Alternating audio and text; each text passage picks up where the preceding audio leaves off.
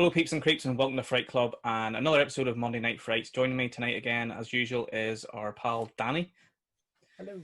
And tonight's episode, it's the Simpsons Halloween special.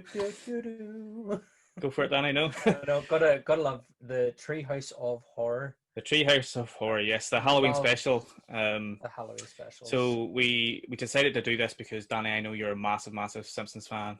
Do love my I Simpsons. do love the Simpsons myself. Maybe not as big a fan as you, but this is something that I loved growing up. I always loved the Halloween specials. And this aired in October 1990, which was season 2, episode 3. And it was just called The Treehouse of Horror, was the title of the Halloween special, and then it became known as Treehouse of Horror Special, or I suppose that was the name of the episode every season, wasn't it? Yeah, and then they normally did like the Roman numerals. Yes, part 1, part 2, yeah. Yeah. So this particular episode is divided into 3 segments, keeping with the sort of anthology sort of feel to Halloween. And each segment, we're going to go through each segment, talk about what it's about, what horror movies inspired that segment, and stuff like that, basically. So, but talking about animation, got a new tattoo. Oh yes, last week. So from Uncle Iroh from Avatar: The Last Airbender. On my leg. So yeah, sticking with animation theme. I did actually. I seen the picture of it when you posted it, but is it big? Like I couldn't obviously. It's sort of it's on the side of my thigh, right. And it's in the kind of peely phase at the minute of healing. So I won't show it off. But if you do fancy seeing it, it is on my Instagram at DannyJB37 on Instagram. If you fancy a wee nosy. Follow Danny on Instagram and you get to see parts of his body that he doesn't show off very often. So I don't usually show on camera, no. No, so happy days. But yeah, so before we start off, I wanted to actually mention a little thing about the Darkman connection. We did our Darkman episode last week, which I loved doing. It was great. I really enjoyed talking about Darkman. 30 years of Darkman. But there was last week I noticed when I was rewatching the episode and doing a bit of the editing that we did mention the Simpsons a couple of times. Obviously, that we had the Danny Elfman connection with the score. Yep. And then we also mentioned about the Barney Gumble gargoyles. Barney Gumble gargoyles, yep. The gargoyle where whenever Darkman's sitting perched on the ledge of the building, there's 2 gargoyles, and then you see a close-up of the gargoyle, and it looks like Barney Gumble. So I thought that was quite a funny connection. But I found a third one, and this is quite a funny one. It's reaching a wee bit, but I think it's worth talking about briefly. So remember that episode of The Simpsons? I don't know what season it is. I don't know what it's called, but it's when Sideshow Bob gets released from prison, and Bart's scared because he thinks he's going to go after him and kill him. Because wasn't he the one that put him in prison or something? Yeah. I can't really remember. Sideshow Bob wants to kill Krusty, and Bart basically stops him. Yeah. So he gets out of prison, and Bart's shitting himself because he's like, oh, he's going to kill me. And things are set up, basically, that Bob is trying to kill him. But Bob has changed. He's been in prison, and he's been working on a diary. There's a moment in it where Bart sees Bob's diary, and all the pages are covered saying, die, Bart, die. Isn't that right? Yeah. Have I got this right? Isn't that right? Yeah. But then he says something like, oh, it's not die, Bart, die. It's D, Bart, D. D, Bart, D. And how was that? That was supposed to be like German, wasn't it? It was like German it's for... Italian, is it not? Is it not... Because D, I think D is German, isn't it? It definitely is. D, Bart, D is German. One, because there's one later on where he ends up in... Sideshow Bob has a family in Italy. And the is running around like, Mort, Bart, Mort. Okay. Oh, maybe it is. I don't know, but I think D is a German word. It is a German word because I did German. But D, Bart, D. But I just thought it was funny because we were talking about the sequels to Darkman last week and how we definitely knew there was a third one. And it's actually called Die, Darkman, Die. So that's the third one. And I'd like to think that it's actually called D, Darkman, D, but who knows? I just thought that was a funny little thing that we should talk about here. That's what do you call it? Seventh degree of separation, or 6 degrees of separation. 6 degrees, not 7, 6 degrees of separation. We'll try to find more connections between Darkman and The Simpsons. They were released. Simpsons can be. I think is there not a thing about The Simpsons can be associated to everything in the world or every pop culture? Yeah, I think so. Ingrained. I think it's because they predict everything. Or so so people are led to believe, but that obviously it's just the way things have worked out. Right? And South Park have the episode Simpsons did it. Yeah. It's become a thing where Simpsons predicted the future, basically. But they've got all these connections to different pop culture films, and maybe we'll do a thing every episode where we try to find a connection to the Simpsons. I don't know. We'll see. We'll see how it goes. But yeah, I thought that D Darkman D was a funny little connection. So I wanted to mention that before we started talking about the Halloween special tonight. The episode starts off with Marge coming out from behind the curtain. Doing that usual, that's a parody of the start of Frankenstein, the original Frankenstein, when the narrator comes out and says that you're going to be in for, you're going to see things that you're going to be scared of, and if you're going to get scared, you should leave now, and all this sort of stuff. So she sort of does a thing where she tells the audience, "Oh, this is going to be a little bit different than your usual episode." You know, obviously it's a taking the piss kind of out of that parody segment from Frankenstein. It's a homage to Frankenstein talking about Halloween and talking about getting scared. And then we have the main titles where instead of the usual couch gag, we have the cemetery, you know, where the camera pans through the gates and you see all the headstones. And I thought that was kind of cool. The first 5 Treehouse of Horrors ran with that gag of the cemetery with all the different famous Jimi Hendrix and I think in this one there's like disco has a head. That's right. Yes. I actually, when I rewatched it, I was after the scene, I was like, I forgot to check the names because I knew that was the gag, and I was like, I should have checked it. But yeah. One says disco. So I think the first 5 they ran with that gag, and then after that they started doing more sort of individual animations, and then I think they started actually getting guest animators. I think Guillermo del Toro actually directed one of the one of the Treehouse of Horror openings. Cool, that's awesome. Didn't know that.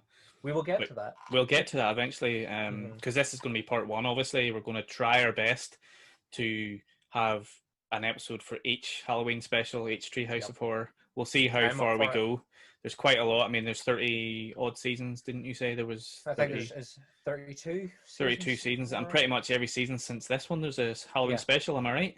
Pretty much, okay. So we're down for at least 30 odd episodes there, so we'll see how we go. Maybe we'll do 2 and 1 episodes, depending on how we get on. So basically, the episode starts with Lisa. They're in the treehouse. Lisa's telling a ghost story. Bart says it's not very scary. His is going to be scarier, and he decides to tell his ghost story. And then we have wee Homer in the ghost, ghost outfit with his wee bucket of sweets. I know. And he's waiting at the bottom, isn't he? Listening. He's waiting at the bottom at the start, and then eventually he goes up to the tree and listens. Excuse me. So 3 segments, as we said at the start of the episode there. The first segment is called Bad Dream House, and it's based on a sort of haunted house subgenre. Amityville, Poltergeist. Yeah. I thought more Poltergeist because there's a certain scene in it that's very Poltergeist, and then but Amityville, because there's the vortex and stuff, isn't there? Yeah, the house. I think the house is kind of based on Amityville meets Addams Family. Sort of is the look of the house, and then obviously the whole way through it, we've got all the references to the likes of Poltergeist and stuff. You know, it's on an Indian burial ground, and is it the end of Poltergeist where the house just collapses on itself? Yeah, no. Yeah, it is. Yeah, but so it starts off with the new Simpsons are moving into the house, obviously, and then they start hearing the voice, and it's Harry Shearer, isn't it, who's doing the voice of the house? I think so. And he's like, "Ooh, leave or I'll kill you," or something, whatever it is. You're all gonna die. And then things start moving in the background, and you have all these kind of like paintings, and the books start moving, and all that spooky stuff. And then they discover the vortex, and they get. What is it? He throws an orange in. That's it. And a piece of paper flies out, and then they read it, and it's like, "Stop throwing your garbage into our dimension." I know. That's it. That's right. They throw it back, and then what else happens? They have There's the bit when the blood starts to ooze down the walls, and Marge is like, "Oh, this place is going to need a good deep clean." And what is it when they're about to leave? Everything's starting to get spoopy. And Marge and the kids are about to leave, and Homer's like, "No, we can't leave. We've got a great deal on this house." And then he gets like floated up into the air and hits the roof, and he's like, "Look, nice high ceilings." I know. There's a great line where he's like, "Oh, it's a bit of a fixer-upper. We'll just get a few priests in." Yeah. And I just thought that was great. Like, I thought that was fucking hilarious. So yeah, he obviously wants to stay because you know, he's paid for the house already, or he's got a deal on the house, and he wants to sort of do it up or whatever. Typical man thing. Oh, we'll do it up. You know, we'll paint it and do whatever we need to do. But and everyone else, especially Marge, is starting to freak out because they think the house is obviously haunted, which it obviously is. They find the Indian burial ground, and Homer calls up like the realtor, and he's like, "You didn't tell me this was on an Indian burial ground." I know. And he's like, "No, you didn't." All right, okay, goodbye. And he's like, "Apparently they told me 5 times before we bought the house." I know. Which is kind of funny because you kind of think, did they? But then yeah, of course they did, because Homer doesn't listen. Yep, so exactly. He must have said it. But yeah, so there's the scene near the end of that segment is whenever they're all in bed, and is it Maggie's head turns around? It does. It does. Like the Exorcist. Rotate, and then you've got the Shining reference. They go for the axe. So there's the Shining reference with that. Homer with Homer, axe. and he starts going all Jack Torrancy. And then obviously Bart and Lisa get knives, and even Maggie, when she crawls out, has got like a wee pen knife in her mouth. Yeah. And you think Marge as well in the next room's going mad. But she's just making sandwiches. Yeah, exactly. She's just making a wee midnight snack or whatever. Snack. And then they all say, "Oh, sorry, go ahead." They're all like circling. They're all circling each other, and then she like comes out of the kitchen, and she's like, "We may have had our differences, but we've never got into a knife fight." Aye, that's right. We just argue. We've never had a fight with knives, and then they're like, "Oh yeah, you're right."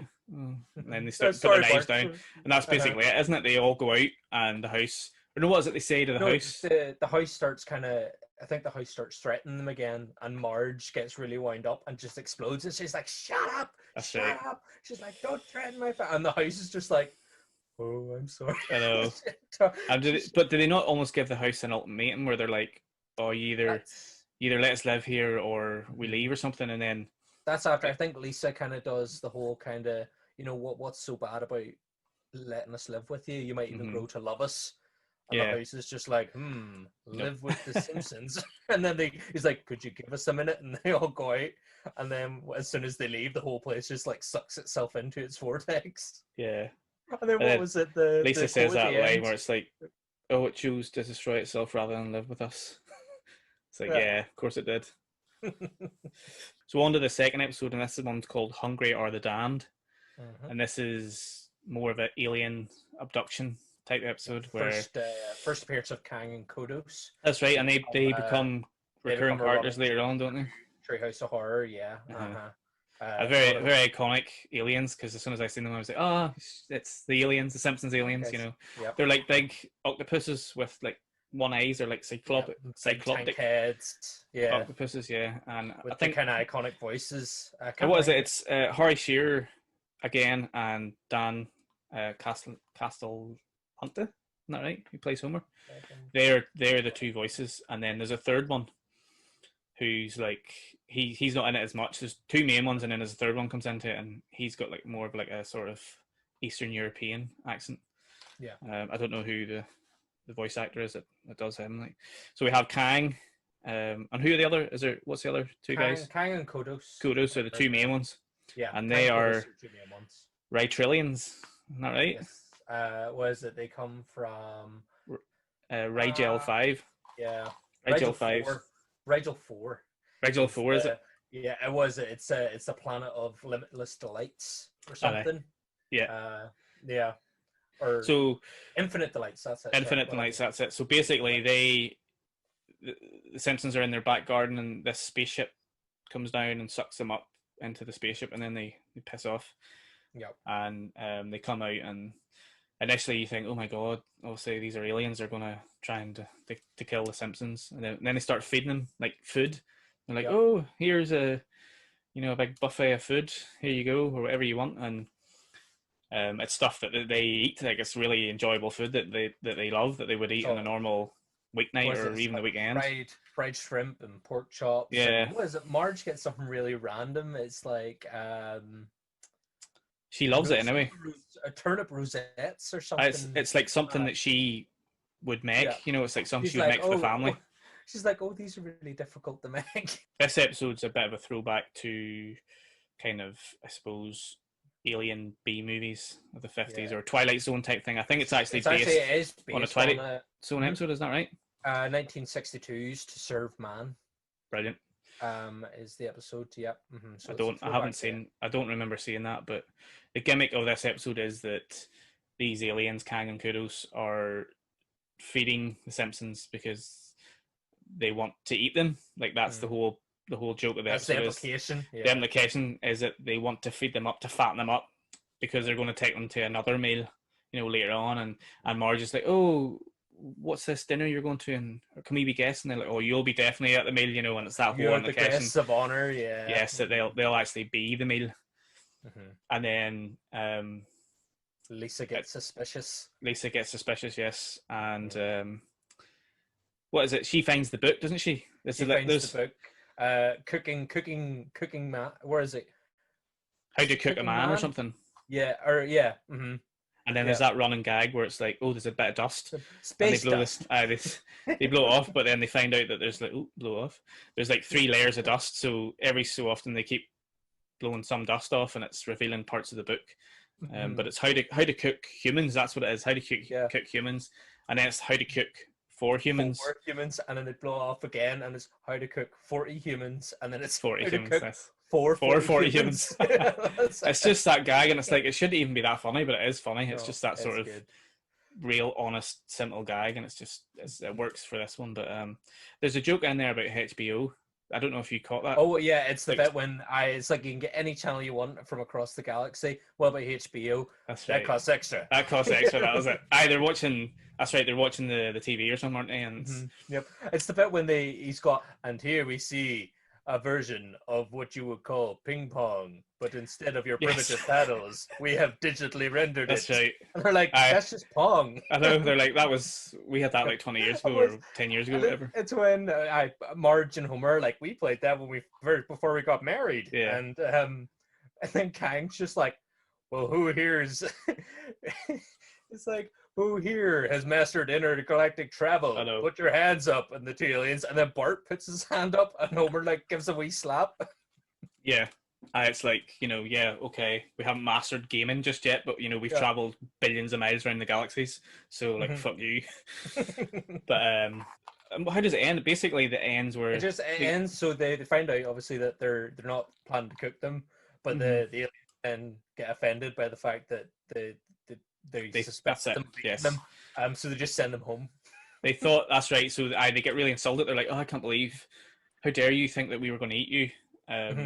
So judgmental, Yeah. It's quite relevant actually if you think of it, to this day and age. But yeah, that whole idea of they initially think like us that the aliens are the monsters, but in the end, Lisa says something really thought provoking in the end where it's like, oh, humans are monsters or something like that. I can't remember what it is she says. I didn't write it down, but it's something along those lines where, oh, humans are the real monsters, and then it kind of ends, and it's actually quite thought provoking. But it's it wouldn't be an older Simpsons episode without Lisa kind of summing it up. Yeah, like that was a kind of a trope in the earlier seasons. That was Lisa was always the smart one that kind of told you what the life analogy of the, if there was one, of the episode at the end of the episode. But yeah, so I quite enjoyed that episode because I like the alien design, and they are very iconic. They become iconic later on in the Simpsons lore. So as I said, they kind of, even if they aren't like a main part of the story with any of the following Treehouse of Horror episodes, they are just even squeezed in. Like they're a reference point throughout all of the Treehouses of Horror. Then I think even it turns out that one of them, obviously the Treehouse of Horrors aren't canon to the rest of the episodes. But in one of them, it turns out Kang is actually Maggie's dad. Right. But again, that's for a later episode. But yeah, right. It's okay. Has Marge been playing away from home? That's what you find out. That's what you find out. Dirty Marge. Always knew fucking Marge. I know she had a wee penchant for fucking cycloptic octopuses. So on to the last segment, which is my favorite segment of the whole episode. I fucking love this. Now the thing is, with this one, it was actually Matt Groening did not think it would work. He thought it was pretentious, and he didn't think there would be any gags in it. and was not a fan of it until it then aired and proved really popular. Right, that's bizarre. So what? Why did they do it then? If he didn't, obviously there's other guys involved. He didn't direct. There was 3 directors on it, but Matt Groening didn't actually direct the episode. Right. So, but when it was before it was put out, he wasn't too keen on it because, as I said, he thought it was maybe a bit too pretentious for The Simpsons. It probably was a little bit for younger audiences. I mean, a lot of people watching it probably didn't have a fucking clue what was going on. They were like, "No, this is bizarre. This is weird. A weird way to tell us." It would have been my first instance of Edgar Allan Poe. Yeah, definitely me too. That, I mean, like I watched The Simpsons when I was a teenager, and after I left school, I kind of stopped watching it and didn't really came in and out, but I didn't really watch it full time. But definitely, yeah, would it definitely been my first Edgar Allan Poe, being introduced to his stuff. And even after watching it, I probably just walked away thinking, that was just another episode, not thinking anything of it. And I would maybe later, a couple of years later, whenever I watched The Raven or heard The Raven again, and just in lore in general and other movies, because it's obviously mentioned a lot in other movies. Then I probably went, oh, hang on, that was The Simpsons did that. Like, exactly, The Simpsons did it. The Simpsons did it first. That's the thing. I think there's so many things now that we read and watch, and that if you've watched The Simpsons, chances are you are going to be like, that was in The Simpsons, or they referenced that in The Simpsons. They riff on so much. Yeah, a lot of people get their knowledge from what they riff on, and little cameos that they have, and from pop culture or from any sort of culture that they put into their episodes. So this is I just think it's great the way it's done. It's the whole the poem, obviously the really, really famous poem by Edgar Allan Poe called The Raven. It's actually narrated by James Earl Jones as well. Yeah, of course. Whenever he started speaking, I was like that Leonardo DiCaprio, meme. Yeah. I know that voice. And Janine, she was reading or something, and I turned to her and I goes, that's James Earl Jones. Mm-hmm. And then she was like, oh, are you sure? And I was like, it's definitely James Earl Jones. 100%. And I didn't know that. Like, I haven't watched any of these episodes in fucking years, so I didn't know going into it that he was the narrator. But he's got that voice. He guest spots a couple of times, I think, throughout The Simpsons. Does he? Yeah. Yeah, I think he reoccurs a couple of times throughout, but I think this may be one of the first instances that he does it. What a voice, man. I mean, what a voice. Vader, Mufasa. I mean, that's it. I mean, there's that episode. Coming to America.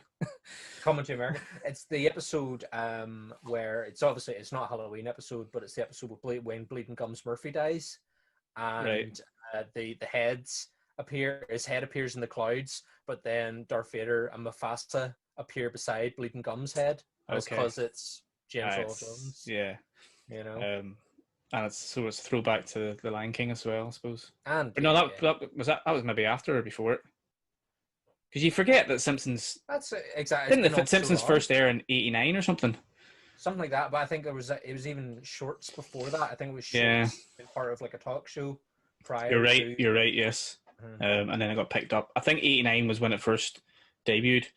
But yeah, you forget how long it's been running. I mean, it's been, Jesus, it's older than you, for fuck's sake. Yeah, I know. That's crazy.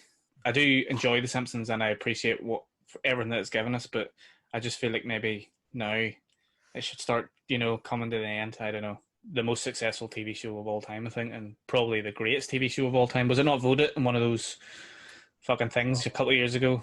The greatest TV show ever. So this episode is based on Poe's The Raven. For anyone who doesn't know what The Raven is, it's a poem written in 1845 by Edgar Allan Poe, and it's about a man who's grieving over his dead lover called Lenore. Is that right? Yep, Lenore. Yep. And then he hears a tapping on the door, and it's a raven, and he says nevermore. And what other words can we get to rhyme with more and nevermore and all that stuff? But so it's one of the most famous poems ever written, especially in sort of the gothic horror genre. It's endlessly parodied in loads of horror movies. It's been made into a film many times. The most famous one is the Roger Corman one starring Vincent Price. It's been made numerous times after that as well, and just seriously famous poem. But it starts off, it's got one of the greatest first lines ever, Once upon a midnight dreary, while I pondered weak and weary. Like that just gives me goosebumps every time I hear it. I'm just like, whatever. That's just amazing. I just love it. I don't know. I just love the rhyme. I just love the words and how he puts them together and how they just rhyme. And then Not you hear rhyme. James Earl Jones say it, and you're just like, oh. And of course, I know. And just while we're here, go on YouTube and type in Christopher Lee, the Raven, because he reads that. Oh. There was one night, it's like 15 minutes long, he reads it, and there was one night I listened to it and was just like, I'm dead. Just, yeah. I am deceased. I know what I am doing later. I know. Because Christopher Lee is, well, what can we say about Christopher Lee? He's Christopher Lee. He is amazing. So, the narrator is grieving over his love, the love of his life called Lenore. But the best thing about it is Bart is the Raven.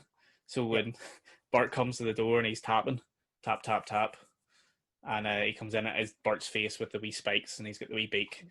And it just made me laugh. Like, it was just funny.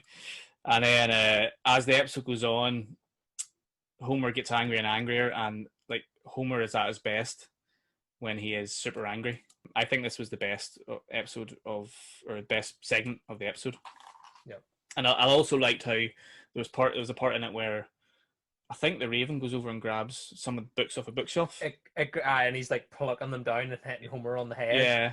Yeah. And it's all it's like petting the pendulum and stuff, you know, it's all Poe books or Poe works, petting the pendulum and that kind of stuff is coming off the shelf. And what were you going to say there?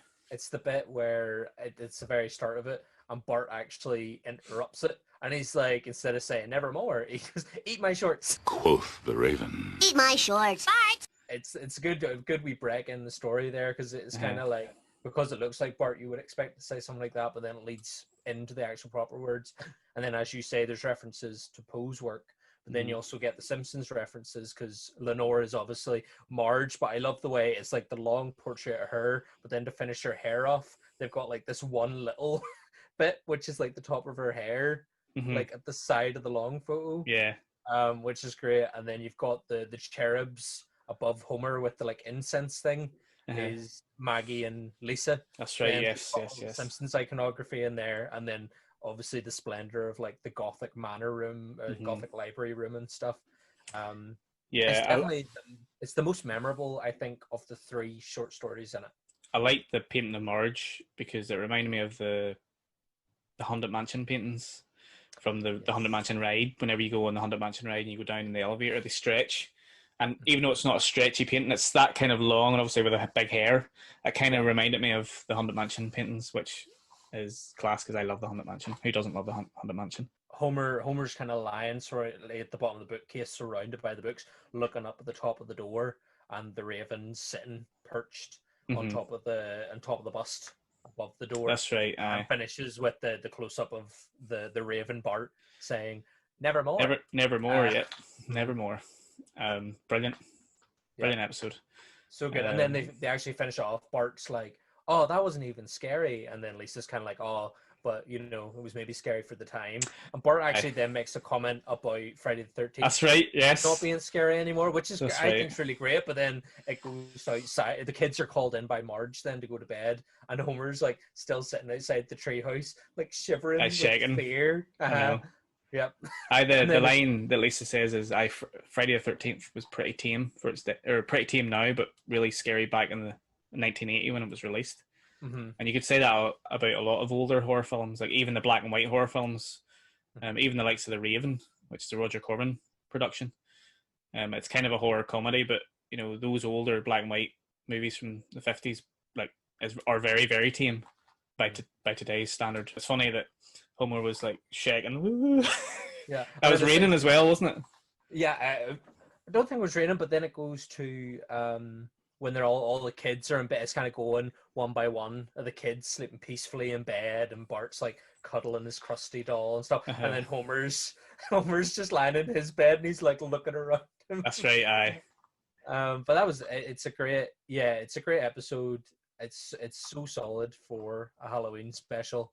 And as you say, I think The Raven's my favorite as well, but mostly because it's the one that I can always think back to. The other 2, yes, I do remember them, but the Raven one, I think, definitely holds a special place for a lot of Simpsons fans, because the amount of people that you see even get the tattoos of like Raven Bart and stuff like that. There, yeah. it's one of the kind of iconic Simpsons images. Is like little Raven Bart. But yeah, it's so solid. It's such a good. It's great. Like I love Halloween specials. I remember even when I was a kid watching this, and I always looked forward to the Halloween specials. But it was not just for The Simpsons, for like all TV shows. Like I remember. Yeah. Do you remember Roseanne? Did you ever watch Roseanne? I never watched it. I know of it, but I never watched it. So Roseanne Barr, John Goodman, the family, they had Halloween specials every year. I think it was every season, and I used to look forward to their specials because they were just great. I just loved to see what they did, to make it more scary, and I love what little tricks they did.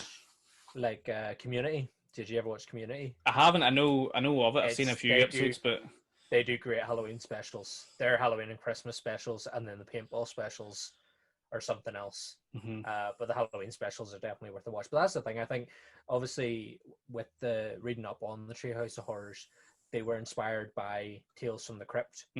And that seems to be where a lot of them kind of go. Is they were inspired by the idea of like serialization. Yeah, sort of anthology stories and tales. Anthology. Yeah, exactly. Exactly. But everybody loves anthologies. Like they're great. Yeah, but The Simpsons, I think, still have the strongest Halloween special, strongest and most long running Halloween specials. Definitely the most long running, and I know later on there's a few images that just pop in my head straight away that we'll not go into. We'll just get to eventually, But thinking back to this one, this is an extremely important and iconic episode of television history. You have the haunted house part. I definitely remember the books, which is like one of the first scenes of that first episode where they're unpacking boxes and then the books go back into the boxes. I remember the vortex, and I remember the second segment. I remember Kang, that iconic alien. And the third segment is the Raven, which is the Raven Bart, which is again very, very iconic. So, very solid episode. Maybe not as funny now looking back as it was whenever you were a kid watching it, obviously, because some of the gags I think kind of fall a little bit flat now whenever you rewatch Simpsons episodes, but still good stuff there. Oh yeah, I still think, as you said earlier, it's sometimes as simple as just blowing the dust off a book. It's still hilarious, That was one of the better gags, actually. But again, it's so simple. It's such a simple joke of just being like, "Oh, the book's just a bit dusty. Hold on," and then it's just a whole mislead, and then another mislead, and then another mislead. Yeah. And it definitely, I think it speaks a lot to just the simpleness of their comedy at times.